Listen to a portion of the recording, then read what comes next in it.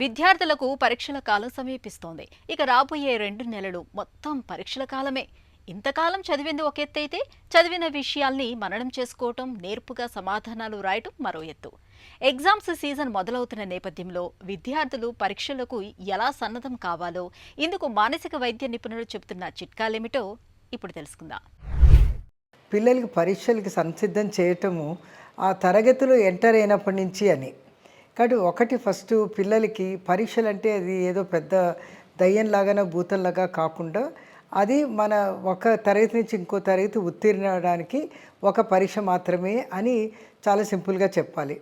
రెండవది ఏంటంటే ప్రతిరోజు ఆ సబ్జెక్టు గురించి చెప్పిన పాఠాలని అంశాలని వాళ్ళు అప్పటికప్పుడే వాళ్ళు చదివి అర్థం చేసుకుంటే అవి మెదడులో ఉంటాయి. రెండవది ఏంటంటే పరీక్ష మొదలవుతుంది అంటే టైం టేబుల్ ఇవ్వంగానే వాళ్ళు ప్రణాళిక వేసుకోవాలన్నమాట.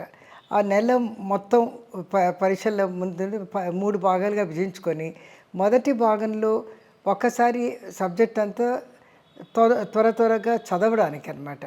తర్వాత రెండవ భాగం ఏంటంటే దాన్ని మళ్ళీ రివైజ్ చేసుకోవడానికి, అంటే ఒకసారి అర్థమైందని రివైజ్ చేసుకోవడం. మూడవది ఏంటంటే రికాల్ చేసి ప్రశ్నలకి ఆన్సర్లు ఏ విధంగా రాయాలి అన్నది వాళ్ళు మెదడులో వాళ్ళు పరిశీలించుకోవాలి. లేకపోతే మధ్య మధ్యలో ఒక ఆదివారం పూట చిన్న పరీక్షలు తీసుకొని చేసుకోవాలి. అలా చేసినట్టయితే వాళ్ళకి ఆందోళన అనేది తగ్గుతుంది. ఇది ఒక విధంగా డీసెన్సిటైజేషన్ అంటాం. అంటే ప్రిపేర్డ్నెస్, సంసిద్ధం అవటం ఒకటి, ఆ తర్వాత ప్రాక్టీస్ చేయటం ఒకటి, ఆ మనన ద్వారా వాళ్ళకేంటి ఒక విధమైన కాన్ఫిడెన్స్ వస్తుంది. సో ఆ విధంగా పిల్లలు తమని తాము రెడీ చేసుకోవాల్సి ఉంటుంది.